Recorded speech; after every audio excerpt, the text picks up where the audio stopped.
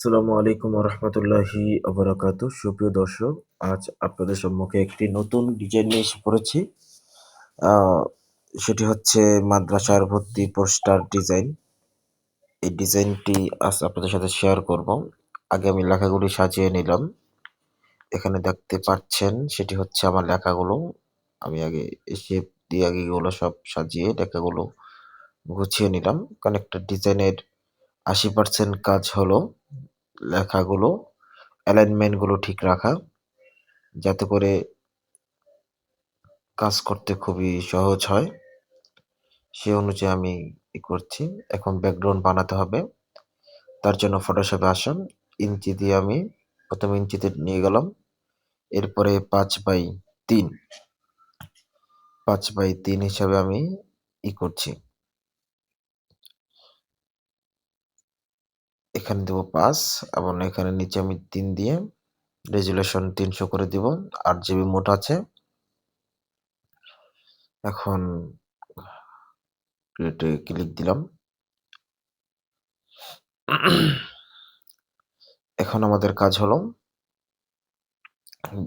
New guide এটা নেওয়া, যাতে আমাদের কাজ করতে সহজ হয়। আমি প্রত্যেকটি -0 টু 0.2 ইঞ্চি করে দিচ্ছি, যাতে করে আমরা ইলাস্ট্রেটরের যে অ্যালাইনমেন্ট রাখছি বা যেটা আমরা গাইড রেখেছি, যেটা তাহলে আমাদের কাজ করতে ওই সুবিধা হবে। এরপরে আমি পিন্টারেস্টে চলে যাব। পিন্টারেস্টে যাওয়ার পর আমি সার্চ দেবো। এটা হলো মাদ্রাসার সেই লোগোটা, মানে এটা আমার ফেসবুক আইডি। যাই হোক,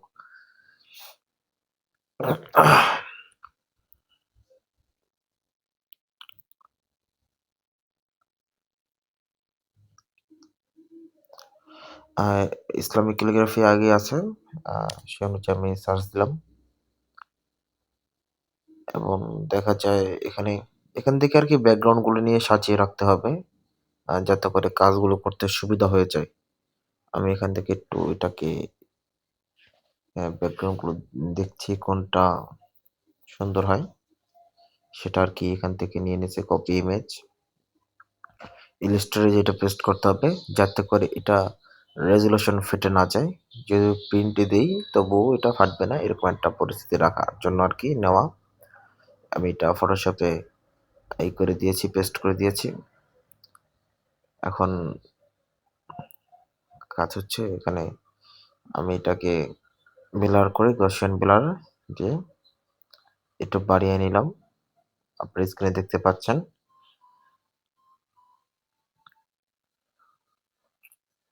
এরপরে আরেকটি ইমেজ, আসলে মূলত ফটোশপে ডিজাইন করতে সহজ হয়।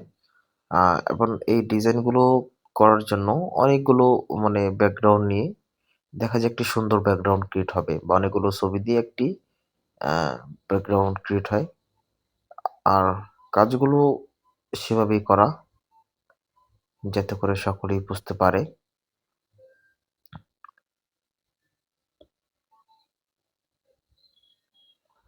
এটা ব্লারিং মোড করতেছি। আমি এখান থেকে একটু এটাকে বাড়িয়ে দিই, মানে টেনে দিই, যাতে করে সকলেই এটা বুঝতে কিভাবে কাজ করে দেখতে পারেন আর কি। এখানে আমি স্পিড বাড়িয়ে দিলাম কাজের সুবিধার্থে, যাতে ভিডিওটি বেশি লম্বা না হয়। এরপরও যদি কারো এখান থেকে বুঝতে অসুবিধা হয়, অবশ্যই আমাকে বলবেন। তাহলে আমি দেখা যায় এটার যে রেকর্ড ফাইল বা যেটা ফুল রেকর্ড যেটা, সেটা আপনাদের যেটা আমি করেছি সেটা আপনাদের আমি দিয়ে দিব। এখানে যে কাজ হচ্ছে, যে ব্যাকগ্রাউন্ডগুলো আমি অ্যাডজাস্ট করছি, ছবিগুলো আমি Pinterest থেকে নিয়ে সেগুলো আমি এখানে অ্যাডজাস্ট করে দিচ্ছি, যাতে এটা সৌন্দর্যটা এসে পড়ে আর কি। এখানে অনেকগুলো ছবি নেওয়া হয় যদিও, কিন্তু কোনটা এটার সাথে সুন্দর হয় সেটা আর কি মূল আকর্ষণ। আ এটাই হলো কাজ। আসলে আপনি যত ব্যাকগ্রাউন্ড নিয়ে ঘাটাঘাটি করবেন, যত ডিজাইন নিয়ে ঘাটাঘাটি করবেন, তত আপনার কাজগুলো করতে সুবিধা হবে। এটাকে আমি গ্রেডিয়েন্ট ম্যাপ করে দিচ্ছি, যাতে আ ডিজাইনগুলো করতে খুবই সুবিধা হয়। আ আপনারা দেখতে থাকুন। আমাদের কাজ প্রায় শেষের দিকে। ব্যাকগ্রাউন্ড গুলো খোঁচানো হয়ে গেছে। এবং সেই শেপগুলো যেটা বানিয়েছি সেটা এখানে পেস্ট করে দিলাম।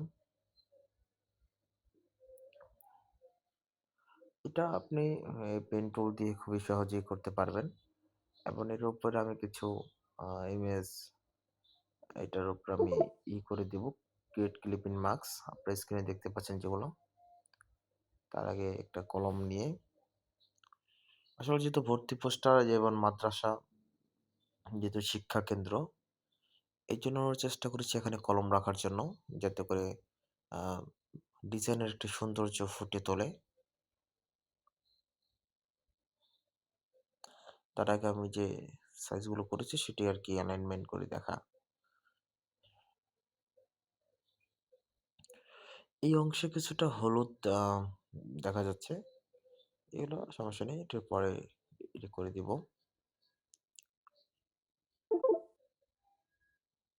আপনারা ধৈর্য সহকারে ভিডিওগুলো দেখলে একটি ডিজাইন কিভাবে সুন্দর করা যায় সেগুলো আপনারা বুঝতে পারবেন।